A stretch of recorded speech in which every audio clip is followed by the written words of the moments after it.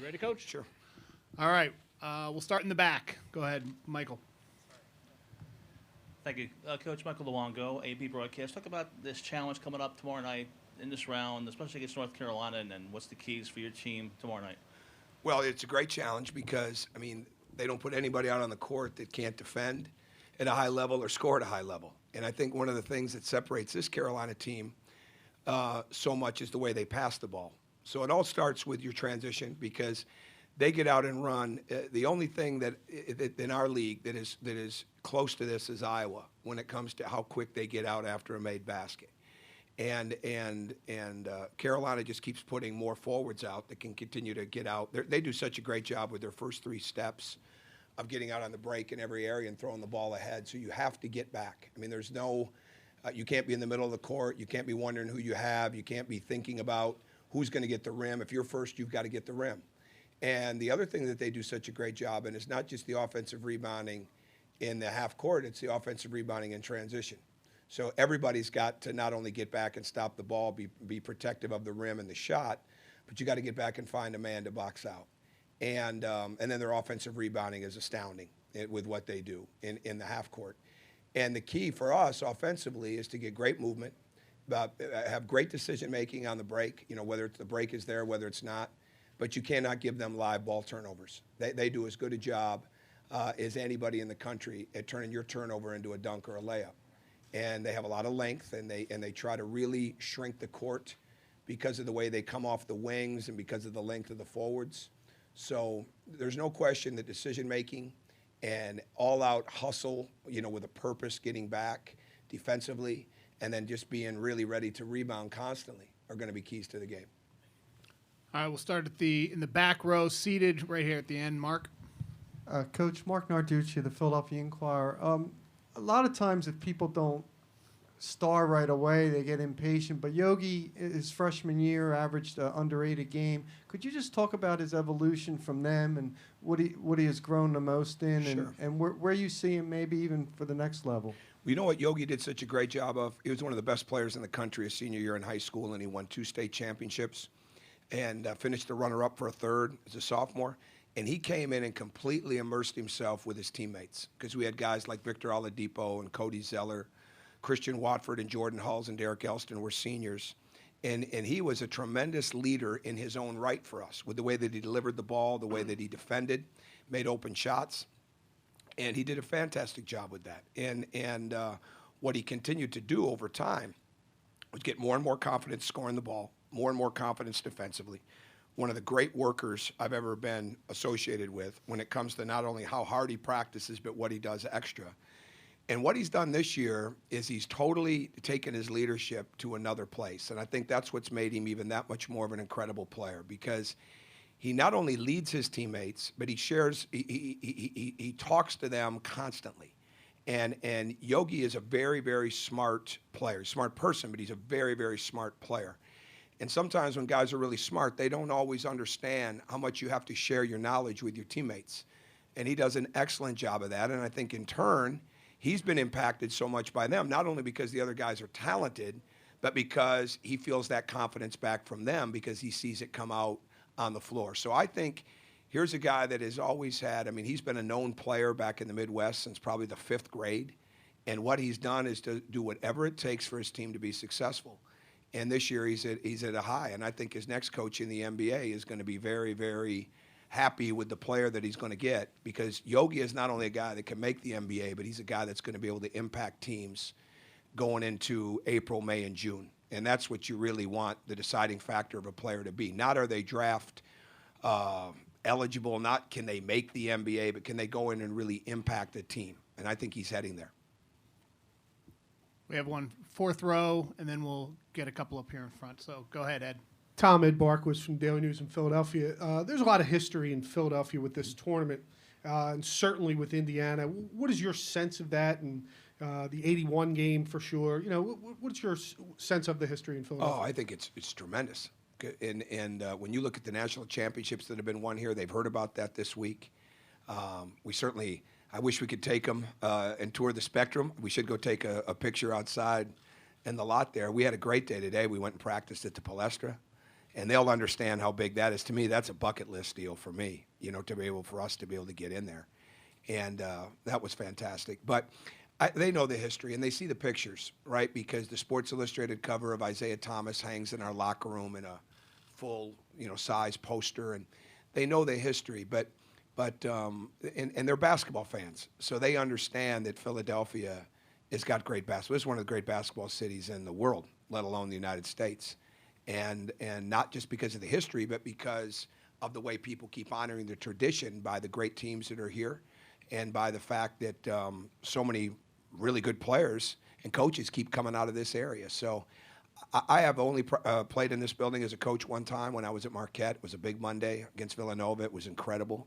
I told them from the very beginning, I mean, they have no idea how exciting it's going to be in that arena, but it's like everything else that we do, whether it's history, whether it's being in this level, we have got to stay absolutely locked in to what we're here for, which is defending and competing against an outstanding Carolina team tomorrow night. Go here in the front, right in front of Coach. Brett Friedlander, Wilmington Star News. Tom, for those of us from North Carolina who haven't seen a lot of your team since December 3rd, in what ways have you guys improved the most since that night at Cameron? Well, I don't know if there's been any team that has been held more accountable to what they did from December 2nd before, than this team. And we've had to live with a lot of that back home. But the good thing for these guys is they don't let it affect them. All they did is get better. And we weren't very good that night. And we're almost at 3.5 months now. So it's just crazy that we continue to have to look back at that game, because I'm not sure we learned a lot from that game. What we learned from that game is we need to be more aggressive. What we learned about ourselves is that we control that aggressiveness. We control our ball movement. We control our ability to not only be connected defensively, which we've really become, but to really get out and run. And as poor as our defense was early on in the year, our running game was equally as bad because we weren't getting enough stops. We weren't getting out and playing fast enough. And really, pre-Morehead State, which was December 5th, the one game that we really did it right was in the Creighton game. And we played really well that night against a good team at home. And then we went to Maui and we didn't play as well. But we didn't move the ball as well, and we weren't as connected defensively. But I think everything is continuing to improve because the fact of the matter is that guys continue to get better at Indiana. And they don't just get better through practice, and they don't just get better through schemes and X's and O's. They get better fundamentally. And it doesn't matter if you're Yogi Ferrell, who was a McDonald's All-American, or some of our freshmen like OG and Juwan that were mildly recruited. They were recruited, but they were mildly recruited. You get better, and eventually you really learn that you're going to have, you are responsible to impact your teammates, and not only on the offensive end, but the defensive end. And I think that's been the biggest thing for us. And we've never lost 2 games in a row, so they're absolutely resilient. They learn from their mistakes. They build on their successes. And there's never been a time where I walked into practice or walked out of practice thinking that we had some guys that were full of themselves. We've not had that at all. And I think that's got a lot to do with why we're here today. We got a couple here in the second row. Let's start with Adam, and then we'll go to Shannon after that. Hey, Coach. Adam. Adam Zagoria, SMY. You mentioned Yogi with the NBA. Just your thoughts on the new draft rules and how it might help some of you guys on your team, like maybe Thomas, and also your thoughts on Coach Calipari saying yesterday he's going to put his whole team, including the walk-ons, in. Yeah, I don't have many thoughts on what he did. I haven't read that story, but we're all part of the same group that that was involved behind the scenes in these decisions, or pushing it to get it to this point. And I think it's really good. But we haven't spent a lot of time. I understand the new rules, but we haven't spent a lot of time on that. And so we'll get to that. We'll get to that, and hopefully we don't have to get to that for a while. But I think anything that allows them to make the best decision possible, to get the best level of exposure, but it still comes down to this. There's still very little real, honest, truthful, unfiltered, non-agenda-driven feedback. And the whole key is to get that feedback, because so many mistakes are made because people get into the other part of it. And there's so many opinions and voices, and everybody's got an idea on it, but there's very, very few decision makers. And the trick is to really understand what the decision makers see, get your people to understand that, which we've been pretty fortunate with that at Indiana, and then build from there. But that's the most important thing, and I do love the new rules, and hopefully they're here to stay, and we'll see how it goes. All right, Shannon. Shannon Ryan, Chicago Tribune. You mentioned OG being mildly recruited. Just wondering if you could explain, how he's gotten to this point, how he's grown this season. And it seems like, at least the last couple games, he's had like a really important play or a high energy play. Just what's he bringing to the team right now? Well, he's really brought that since right before Christmas, and then going into the Big East season, with the culmination of James Blackman getting hurt. Well, OG was already going to play. I mean, it wasn't like James Blackman's injury affected him from getting minutes. What it did is it increased his role because it made us bigger when James went out because we had one less true backcourt player. But at the end of the day, OG is being developed that way. And OG is a guy that it's not about positions, and it's very little about positions with any of our guys because if they want to play in the future, it's very little about positions in the NBA. And it's very much about being multidimensional, versatile, skilled, being able to shoot, being able to defend different people. And OG is fitting that bill. But what happened for him in December is he really learned how to sustain intensity. His work ethic has been strong since the week he arrived at Indiana. And it just continued to get stronger. The other night, Sunday night, we're not practicing Sunday. I'm in there working. It's 11 o'clock at night. The music's going. There's Juwan and OG. They left sometime after 1. I mean, that's just the level of work ethic that they have, that they want to be in the gym getting better. So he's got a tremendous passion, but he's learned how to sustain the intensity. He's learned that he can do more things defensively than he ever realized. He's a good shooter, and he's learning more and more about the spacing of the game, the passing of the game, making decisions and reading, and he's very, very humble and wants to get better. And so when you got those combinations, you can't help but have success. We have one final question. We're in row 4. Bob, just raise your hand real quick, Bob. Yep, go ahead. Tom, Bob Cooney, Philadelphia Daily News.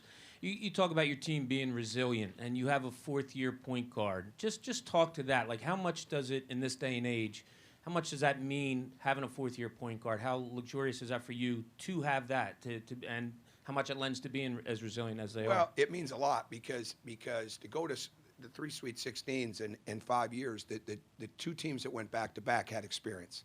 They had Jordan Hulse. Cody Zeller was young, but he was a very savvy player, right, at his position. Victor Oladipo grew. We got to grow older together, with that team.